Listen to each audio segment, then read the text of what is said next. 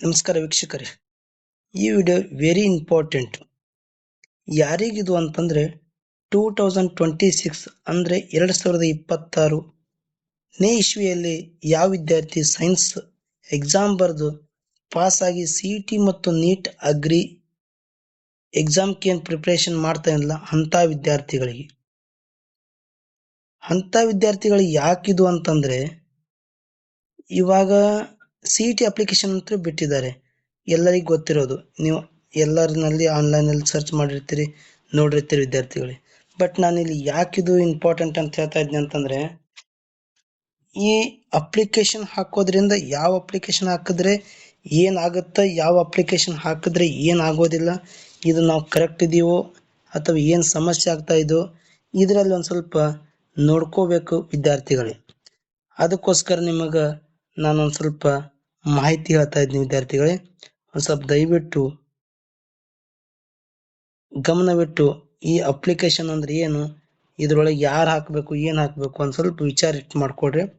ಈ ಮೊದಲಿಗೆ ನಿಮ್ಗೆ ಏನು ವಿಚಾರ ಅಂತಂದ್ರೆ, ಈ 10th ಮಾರ್ಕ್ಸ್ ಕಾರ್ಡ್ ಹೆಂಗದ ಅದೇ ರೀತಿ ನಿಮ್ಮ ಆಧಾರ್ ಕಾರ್ಡ್ ಇರಬೇಕು. ರೂಲ್ಸ್ ಅದ, ಅದು ರೂಲ್ಸ್ ಈ ವರ್ಷನೂ ಮಾಡಿದ್ದಾರೆ, ಹೋದ ವರ್ಷನೂ ಇತ್ತು.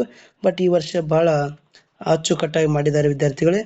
10th ಮಾರ್ಕ್ಸ್ ಕಾರ್ಡ್ ಯಾವ ರೀತಿ ಅದ ಅದೇ ರೀತಿ ಆಧಾರ್ ಕಾರ್ಡ್ ಇರಬೇಕು. ಅದು ಆದ ನಂತರ PUC ಮಾರ್ಕ್ಸ್ ಕಾರ್ಡ್, LT ವಿದ್ಯಾರ್ಥಿಗಳಿದ್ರೆ ಅಂದ್ರೆ ಲಾಂಗ್ ಟರ್ಮ್ ವಿದ್ಯಾರ್ಥಿಗಳಿದ್ರೆ PU marks card compulsory. Mobile number ಮತ್ತು ಇಮೇಲ್ ID ಈ ಒಂದು ಸ್ವಲ್ಪ ವಿದ್ಯಾರ್ಥಿಗಳಾಗಲಿ ಪಾಲಕರಲ್ಲಿ ಗಮನವಿಟ್ಟು ವಿಚಾರ ಮಾಡಿ ಮೊಬೈಲ್ ನಂಬರ್ ಇಮೇಲ್ ID ಕೊಡ್ರಿ. ಯಾರ್ದೋ ಒಬ್ಬರದು ಇಮೇಲ್ ID, ಯಾರ್ದೋ ಒಬ್ಬರ ಮೊಬೈಲ್ ನಂಬರ್ ಕೊಡಕ್ಕೆ ಹೋಗ್ಬೇಡ್ರಿ. ಯಾಕಂದ್ರೆ ನಿಮ್ಮದೇ ಆದಂಥ ಈ ಅಡ್ಮಿಷನ್ ಆಗುವವರೆಗೂ ಅಂದ್ರೆ higher education, degree admission, engineering admission, MBBS admission, agri admission, ಇವೆಲ್ಲದರ ಅಡ್ಮಿಷನ್ ಆಗೋ ತನಕನೂ ಕೂಡ ದಯವಿಟ್ಟು ಆ ಮೊಬೈಲು ಮತ್ತು ಆ ಇಮೇಲ್ ID ನಿಮ್ಮ ಹತ್ರ ಇರಬೇಕು. ಅದ್ರ ಜೊತೆಗೆ ಆಧಾರ್ ಕಾರ್ಡ್ ಇರಬೇಕು. ಅದ್ರ ಜೊತೆಗೆ ಕಾಸ್ಟ್ ಆ್ಯಂಡ್ ಇನ್ಕಮ್. ಕಾಸ್ಟ್ ಕೆಲವೊಬ್ಬರಿಗೆ ಬೇರೆ ಬರ್ತದೆ, ಕೆಲವು ಇನ್ಕಮ್ ಬೇರೆ ಬರ್ತದೆ. 2A, 2B, 3A, 3B ಈ ವಿದ್ಯಾರ್ಥಿಗಳಿಗೆ ಕಾಸ್ಟ್ ಆ್ಯಂಡ್ ಇನ್ಕಮ್ ಒಂದರದಾಗೆ ಬರ್ತದೆ. ಈ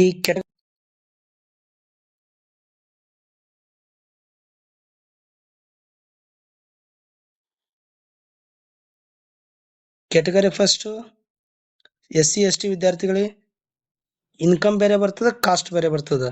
ಸೊ ಅದಕ್ಕಾಗಿ ವಿದ್ಯಾರ್ಥಿಗಳಿಗೆ ಕಾಸ್ಟ್ ಆ್ಯಂಡ್ ಇನ್ಕಮ್ ವ್ಯಾಲಿಡ್ ಇರೋದು 10th ಮಾರ್ಕ್ಸ್ ಕಾರ್ಡ್ನಾಗ ಹೆಂಗದ ಅದೇ ರೀತಿ ಹೆಸರು ಬರೋಂಗ. ಕೆಲವು ವಿದ್ಯಾರ್ಥಿಗಳಿಗೆ ಗೊತ್ತಿಲ್ಲ, ಇನ್ನು ಪಾಲಕರ ಹೆಸರೇ ಮೊದಲಿಗೆ ಹಾಕ್ತೀರಿ. ಬಟ್ ಪಾಲಕರು ಇಂಪಾರ್ಟೆಂಟ್ ಅಲ್ಲ, ವಿದ್ಯಾರ್ಥಿಗಳಿಗೆ ನೀವು ಇಂಪಾರ್ಟೆಂಟು. ನಿಮ್ಮ ಹೆಸರು ಫಸ್ಟಿಗೆ ಬರಬೇಕು. ನಿಮ್ಮದು ಆ್ಯಸ್ ಪರ್ ರೂಲ್ಸ್ ಪ್ರಕಾರನು 10th ಮಾರ್ಕ್ಸ್ ಕಾರ್ಡ್ ಹೆಂಗದೆ ಅದೇ ರೀತಿ 10ನೇ ತರಗತಿ ಅಂಕಪಟ್ಟಿ ಯಾವ ರೀತಿ ಇದೆ ಅದೇ ತೆರನಾಗಿ ನಿಮ್ಮದು ಕಾಸ್ಟ್ ಆ್ಯಂಡ್ ಇನ್ಕಮ್ ಆಗಬೇಕು, ಇನ್ಕಮ್ ಕಾಸ್ಟ್ ಆಗಬೇಕು. ಅದ್ರ ಜೊತೆಗೆ ವಿದ್ಯಾರ್ಥಿಗಳ ಗಮನಕ್ಕಿರಲಿ, ಯಾವುದೇ ಕಾರಣಕ್ಕೂ OBC ಸರ್ಟಿಫಿಕೇಟು ನಮ್ಮ ಕರ್ನಾಟಕದಲ್ಲಿ ಇಲ್ಲ. OBCನೂ ಇಲ್ಲ, EWS ನಮ್ಮ ಕರ್ನಾಟಕದಲ್ಲಿ ಎಲಿಜಿಬಲ್ ಆಗೋದಿಲ್ಲ. ಇವೆರಡು OBC ಮತ್ತು EWS ಎರಡು ಎಲ್ಲಿ ಯೂಸ್ ಆಗುತ್ತಾವಂದ್ರೆ ಸೆಂಟ್ರಲ್ದಲ್ಲಿ ಯೂಸ್ ಆಗುತ್ತವೆ. ಬಟ್ ಇಲ್ಲಿ ಯಾವುದೇ ಕಾರಣಕ್ಕೂ ಯೂಸ್ ಆಗಲ್ಲ. ಬಟ್ ಅದೇನು ತೆಗೆದುಕೊಳ್ಳಕ್ಕೆ ಹೋಗ್ಬೇಡ್ರಿ, ಕರೆಕ್ಟಾ? ಈ ಇನ್ಕಮ್ ಆ್ಯಂಡ್ ಕಾಸ್ಟ್ ಯಾರು ಕೊಡ್ತಾರಂತಂದರೆ ನಿಮ್ಮ ತಲಾಟಿ ಜೊತೆಗೆ ಮಾತಾಡ್ಕೊಡ್ರಿ. ತಹಸೀಲ್ದಾರ್ ಕಡೆಯಿಂದ ಬಂದೇ ಬರುತ್ತೆ. ನಿಮ್ಮ ತಲಾಟಿ ಜೊತೆ ಮಾತಾಡ್ಕೊಡ್ರಿ. ನಿಮ್ಮ ತಲಾಟಿ ಯಾರು ನಿಮ್ಮ ಊರಲ್ಲಿ ಯಾರು ಇರ್ತಾರಲ್ಲ ಅವ್ರಿಗೆ ಮಾತಾಡ್ಕೊಡ್ರಿ. ಅಥವಾ ನೀವೇ ಏನಾದರೂ ಆನ್ಲೈನ್ದಾಗ ಹಾಕಿದ್ರೂ ಕೂಡ ನಾಡ ಕಚೇರಿ ಒಳಗೆ ನಿಮಗೂ ಸಿಗುತ್ತದೆ. ಅದ್ರ ಜೊತೆಗೆ ಸ್ಟಡಿ ಸರ್ಟಿಫಿಕೇಟ್ ವಿದ್ಯಾರ್ಥಿಗಳ ಗಮನಕ್ಕಿರಲಿ. 7 ವರ್ಷದ ಸ್ಟಡೀಸ್ ಕಂಪಲ್ಸರಿ, 7 ವರ್ಷ ಬೇಕು ಸ್ಟಡಿ ಸರ್ಟಿಫಿಕೇಟು.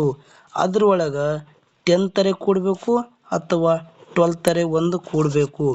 ಅಂದರೆ 1ನೇ ತರಗತಿಯಿಂದ 7ನೇ ತರಗತಿ ತನಕ ತೆಗೆದುಕೊಂಡು ನಾನು ಬಂದಿದ್ದೀನಿ ಅಂತಂದರೆ ಅದು ರಿಜೆಕ್ಟ್ ಆಗುತ್ತೆ. ಅಲ್ಲಿ 8ನೇ ವರ್ಷಕ್ಕೆ ಒಂದು 10th ತೆಗೆಸ್ಕೋಬೇಕಾಗುತ್ತೆ. ಅದಕ್ಕೆ ನಾನೇನು ಹೇಳ್ತಾ ಇದ್ದೀನಿ ವಿದ್ಯಾರ್ಥಿಗಳೇ, 1ನೇ ತರಗತಿಯಿಂದ 10ನೇ ತರಗತಿವರೆಗೂ ಎಲ್ಲಾನು ನೀವು ಸ್ಟಡಿ ಸರ್ಟಿಫಿಕೇಟ್ ಎಲ್ಲ ಸ್ಕೂಲಲ್ಲಿ ಸ್ಟಡಿ ಸರ್ಟಿಫಿಕೇಟ್ ತೆಗೆಸ್ಕೊಳ್ರಿ. ಅದು ವಿತ್ BEOC ಕಂಪಲ್ಸರಿ. PUದೇನಾದ್ರು ಸ್ಟಡಿ ಸರ್ಟಿಫಿಕೇಟ್ ಅಂದರೆ ನೀವು DD ಸಹಿ ಆಗ್ಬೇಕಾಗತ್ತೆ. DD ಆಫೀಸ್ನಿಂದ ಡಿ ಡಿ ಅವರ ಸಹಿ ಆಗಬೇಕಾಗತ್ತೆ. 1 to 10th ಏನಾದರೂ ತೆಗೆದುಕೊಂಡ್ರೆ 1 to 10th ತೆಗೆದುಕೊಂಡ್ರೆ ಬಿ ಇ ಒ ಸಹಿ ಆಗುತ್ತಾ.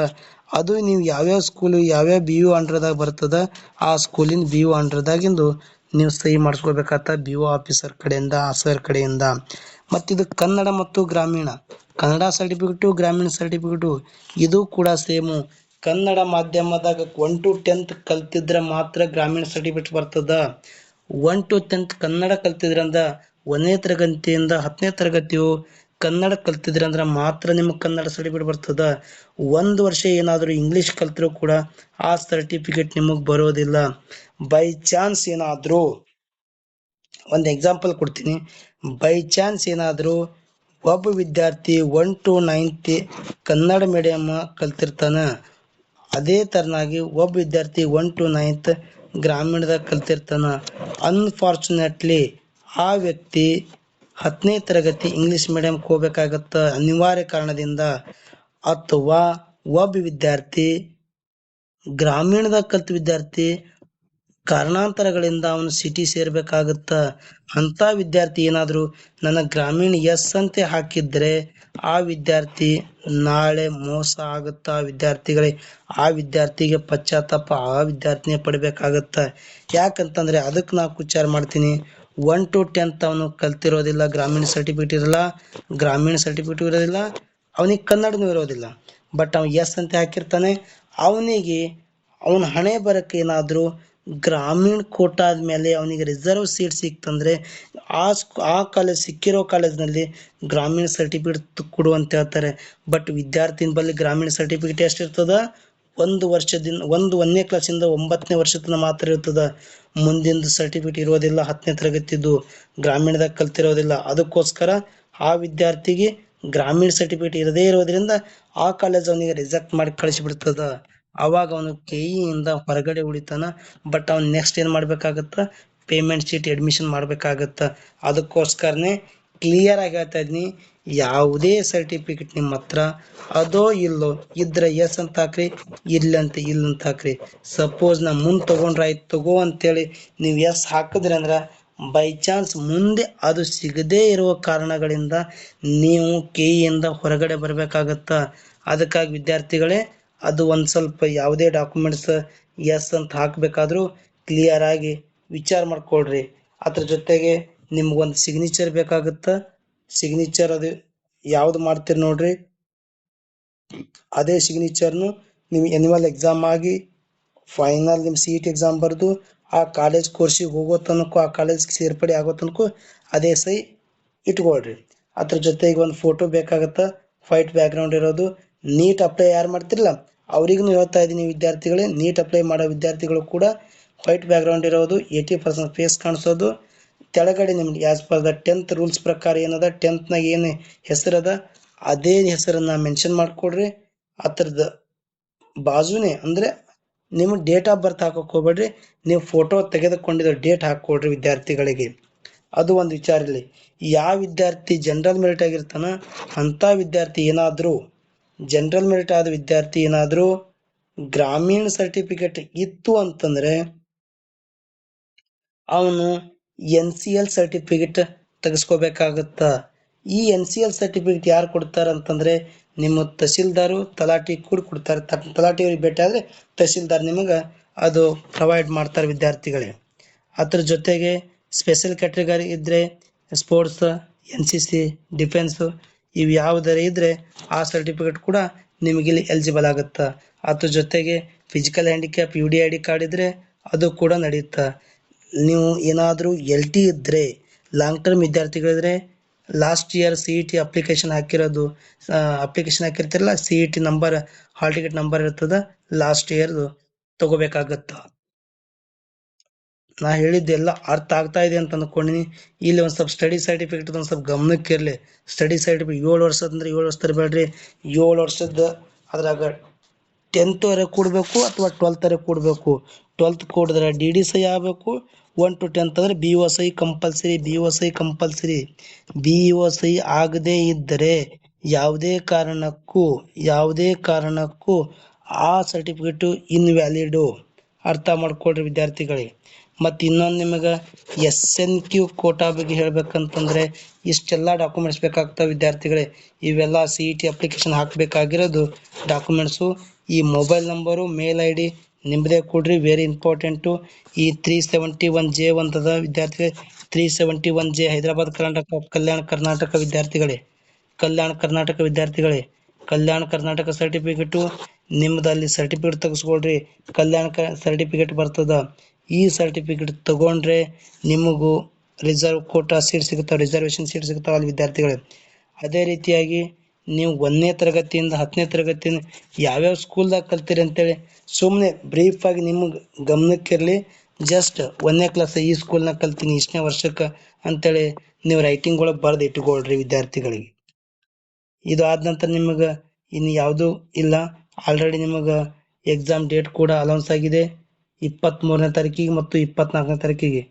23/4/2026, 23/4/2026 ಆ್ಯಂಡ್ 25/23/24 4ನೇ ತಿಂಗಳದಾಗ. ಅರ್ಥ ಆಯ್ತಾ? ಹೊರನಾಡು ಮತ್ತು ಗಡಿನಾಡು ವಿದ್ಯಾರ್ಥಿಗಳಿಗೆ 22ನೇ ತಾರೀಕಿಗೆ ಎಕ್ಸಾಮ್ ಅದ. 22ನೇ ತಾರೀಕಿಗೆ ಹೊರನಾಡು ಮತ್ತು ಗಡಿನಾಡು ವಿದ್ಯಾರ್ಥಿಗಳಿಗೆ. ಮತ್ತು ಇನ್ನೊಂದು ವಿದ್ಯಾರ್ಥಿಗಳ ಗಮನಕ್ಕಿರಲಿ, ಈ ವರ್ಷ ಲಕ್ಕಿ ಪರ್ಸನ್ ನೀವೆಲ್ಲ PUC ಎಕ್ಸಾಮ್ ಥಿಯರಿ ಎಕ್ಸಾಮ್ ಮುಗಿದ 37ನೇ ದಿನಕ್ಕೆ ನಿಮ್ಮ CET ಎಕ್ಸಾಮ್ ಅದಾವ.